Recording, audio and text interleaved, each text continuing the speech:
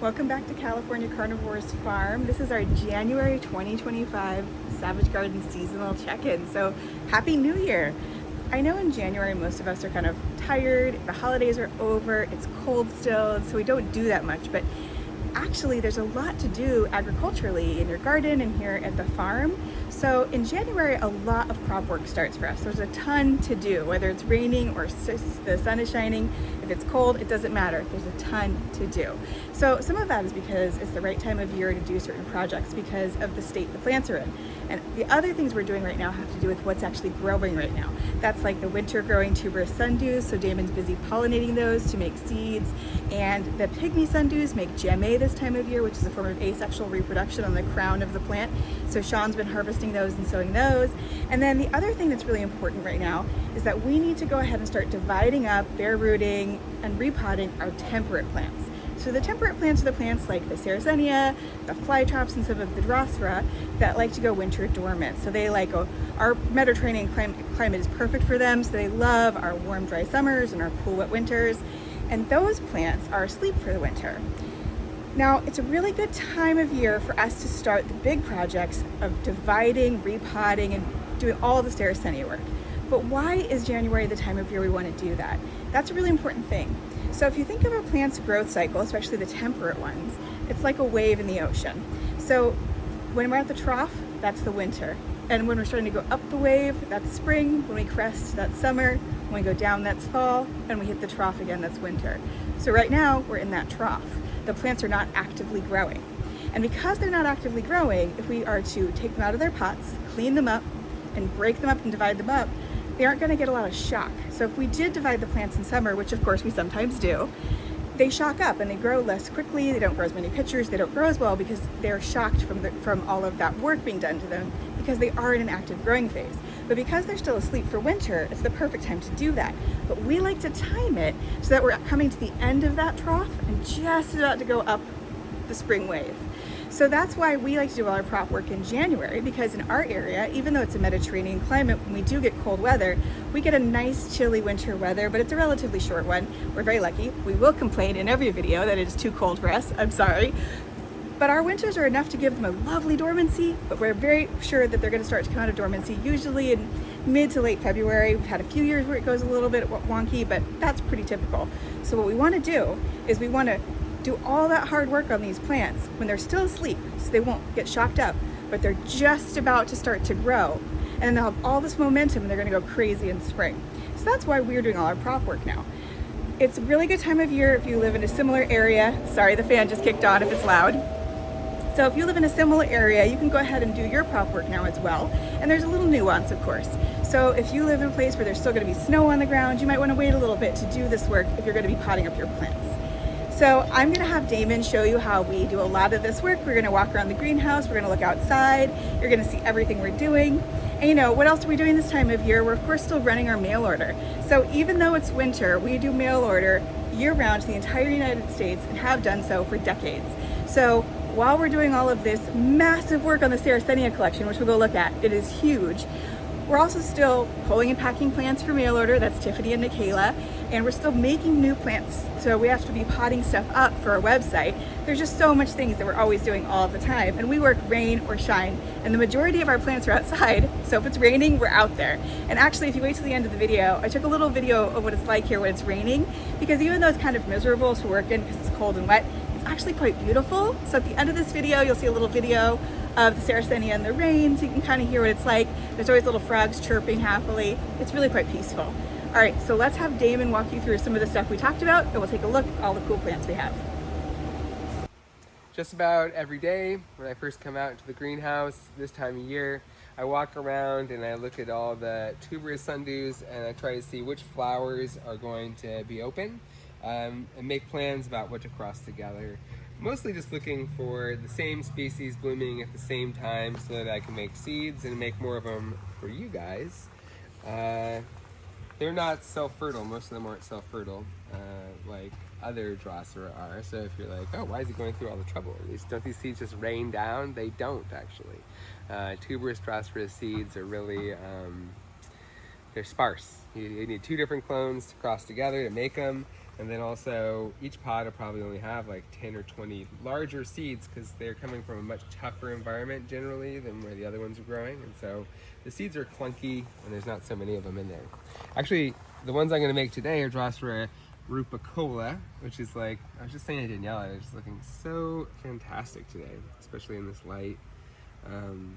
Beautiful. And you can see that there's a golden green form and a bronzy form that we have here.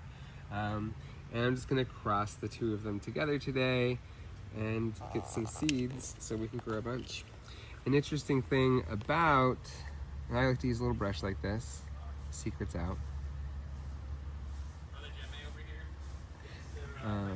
Interesting thing about these is their seeds are actually cubed. They're like these amazing little cubes, which is so crazy. And the anthers are right there, and I'm just taking the pollen off. It's largely an act of faith because you can barely see it, I'm sure, but it's there. And then the stigma's in the center. It's that fluffy little white guy. And so there we go. And the seeds will probably ripen pretty quickly. I think like usually like, I don't know. My sense of it would be about 6 weeks, but I've never timed them with so many things going on here. So the next hard part will be coming back to get those seeds. But if you have a few tuberous Drosera growing at home, we've sold a lot of rupicolas, that's be something for you to do. A lot of what I do here is checking on things. I'm just constantly checking on things. It's one of my superpowers is having a wide array of focus on a super scattered millions and millions of things. Most people wouldn't take it on. It's just so much to focus on. So I'll come around and I'll look at things. And these are all the Gemme. These are going to be your guys' pygmy sundews. Sean's mostly been working on these. He's perfect and delicate at that. So you're getting nice, beautiful pots of them. And we often talk about it being a fall project for sure, but because there's so many different species and it is a really strangely timed thing, we're still working on that now for sure. So check your pygmy Drosera at home. And I think Sean's sorting through some bags of new pygmy sundews that we got in from Noah Judy. And why not add some more? And we're working constantly with all the other growers and exchanging plant material back and forth so we can get as many different plants out there to you guys. Over here, I've got one of our grow tents where we have our Sarracenia babies growing out from last year. These are all of our in-house crosses and will become the new exciting cultivars of the future. It's interesting to think about, but almost every single pot in here probably has some new, hot, amazing cultivar that we're gonna name someday. At least I hope it does.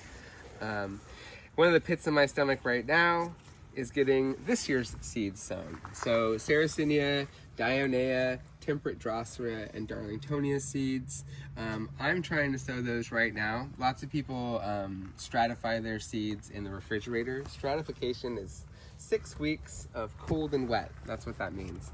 And so you can do that in the fridge, and we've done a really extensive how to grow carnivorous plant from seeds videos on our YouTube, so I'm not going to go into the depths of that, but just to say I do ours outside, so I need the natural cold to do that, and this is sunny California, so we probably only have another 6 weeks of cold, and cold is anything below 40 degrees, and you're trying to get as many chill hours as you can over that 6 weeks to get good, even germination, like mostly you see in there.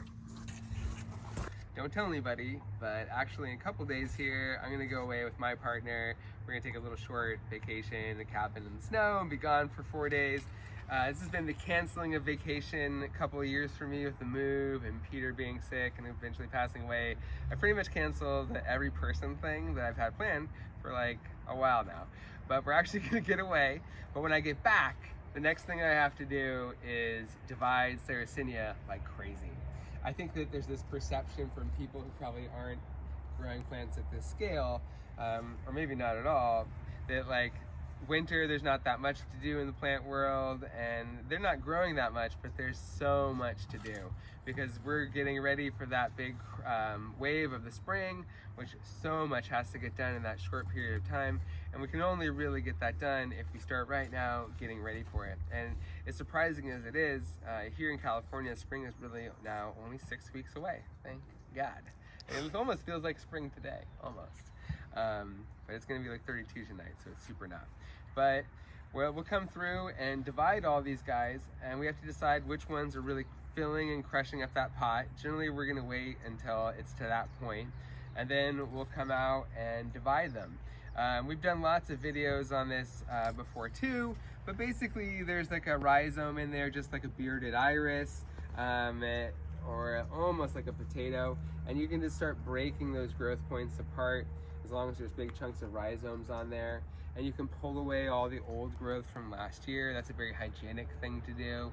There'll be these kind of scales of where the old pitchers are, and you can just pull those all the way to expose the rhizome. It'll also encourage more new growth points by doing so. So we'll be doing that. But yeah, lots of cool special things in here to divide, probably to be offered for the first time ever this year. Of course, those limited quantity things are always quick to sell out, so keep checking our webpage all the time for those. But yeah, I would look probably around like February, maybe even late January. We're gonna have a lot of divisions from all this massive amount of work that we're gonna do when we start breaking all these things up. Hello, I'm Tom with California Carnivores. I don't think we've met before, but I thought I would give you a rundown of how we bare root Sarracenia. Now, at California Carnivores, we highly recommend that you bare root your Sarracenia in late autumn and winter time. And this is because the plants are dormant. Now, the reason that you do it during the dormancy and not during active growth is because you want to avoid sending the plant into shock. After you've divided them and you've repotted it and stripped the roots of all the soil, they're in an immense amount of stress. So you really want to mitigate that as much as possible, and dormancy is the best time to do it. So let's get started. So Damon always likes to say we worship at the altar of the tag, and we do. Hold on to your tags. Gingerly, but deliberately, pull it out of the pot. You can see this is a little bit of a rat's nest.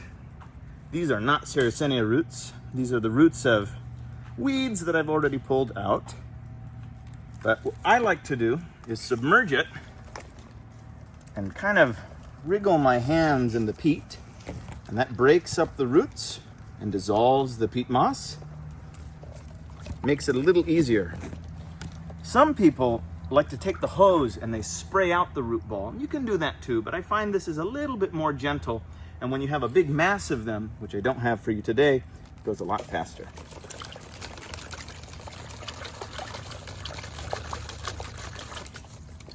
And so you can see the difference between Sarracenia roots. It's a lot more woody, and these weed roots, which we don't want. Something that's a little bit controversial that we do just because we have so many plants to go through is we trim off the old pitchers early, and sometimes we even cut the phyllodia off. I'll give you a demonstration of that. There's no exact science to this, but we prefer, especially when doing it en masse, to get everything off because it makes it cleaner and easier to divide. Now, it might seem kind of drastic to have removed all of that green growth, but because we're going to be dividing each of these growth points off of the main rhizome mat, it's going to reduce the amount of roots that it has to pull moisture and other nutrients up to the leaves and phyllodia. So by cutting them off, we've minimized the amount of energy that it has to expend keeping all of this alive and just keeping the rhizome alive. All right, so as far as dividing goes, a clean, sanitized pair of scissors is the best way to go. It ensures that the cut is clean, it ensures that there's less bruising. But here at the nursery, we've been doing this quite a long time, and we know how to feel and wiggle the rhizomes apart from each other. So I'll demonstrate that for you. Putting your fingers in there, very gingerly, but deliberately and firmly. Kind of want to knuckle off a piece. And you see, if I clean that off for you, you can pull these scales off. That it's not the cleanest break in the world, but it's not too messy either. So here's an example of how we would cut it with scissors. We'd look for a area of the rhizome where we can separate it fairly easily.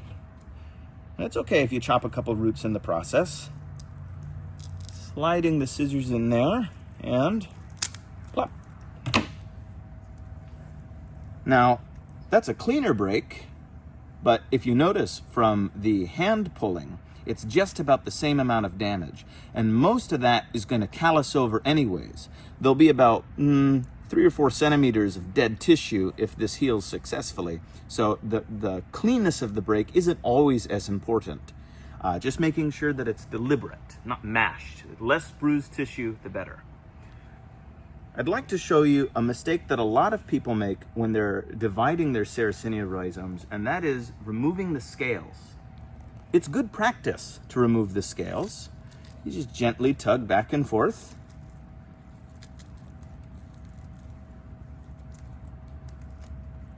But something that I'll demonstrate for you is when people remove too many of the scales, exposing the rhizome completely. Now, it's not the end of the world. You can put a little bit of sphagnum moss or just bury it appropriately. But when you expose so much of the rhizome with no scales to protect it, not only are you opening it up to frost damage, but it can also sunburn. All that white and pale colored tissue has very little pigments in it. So if that gets hit with the sun or hit with the frost, you're likely to get some damage there. So sometimes it's good to have a couple scales just to cover that up. But like I said, not the end of the world if you remove too many. You can just put some sphagnum moss right on top.